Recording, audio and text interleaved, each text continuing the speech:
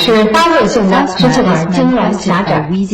发作的时候有橡木音出现，并且有呼吸困难，还有胸闷、气短、咳嗽痰多。咳嗽是感冒及慢性支气管炎的常见症状。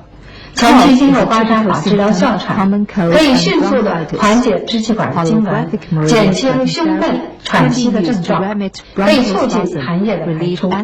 少部分的患者是在治疗以后10到24小时，症状逐渐的减轻。哮喘的症状缓解以后，应该坚持治疗。在不发作的阶段，应该按照保健刮痧的方法。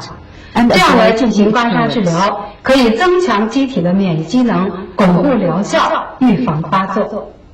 这位患者哮喘症多年，现在胸闷、喘息、咳嗽，痰不易咳出。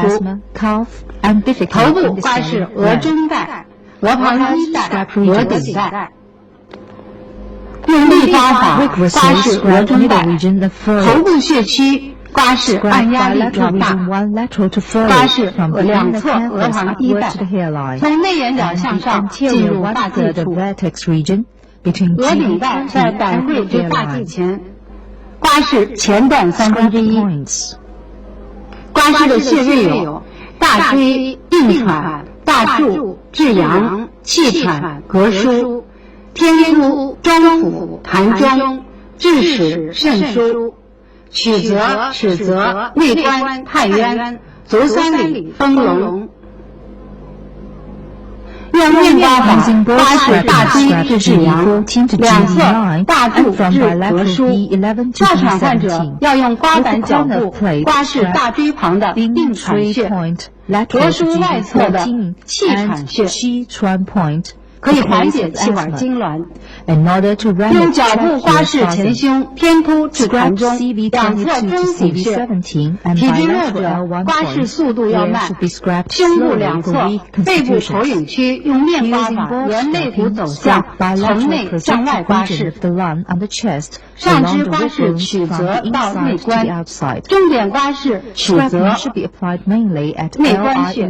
分段刮后，连续梳理刮过的经穴，直至松指尖。哮喘咳嗽痰多者，可以拍打肘关节内侧的经穴，拍打法快速粗沙，疏通经脉。皮下沙色越深，说明静脉缺氧越严重。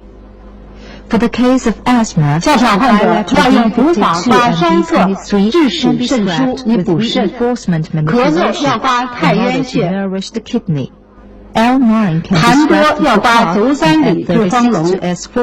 久病痰多者，丰隆穴会出现青紫色沙斑，出沙以后有化痰、促进痰液排出的作用。刮拭手部，重点是大鱼际处、小鱼际处，按压力要大。患者可以自己经常刮拭整个足底部，在刮拭全足底的基础上，重点刮拭心肺的对应区。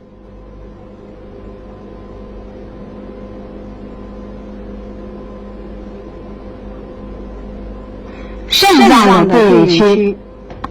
刮痧治疗后，胸闷喘息明显减轻，呼吸顺畅。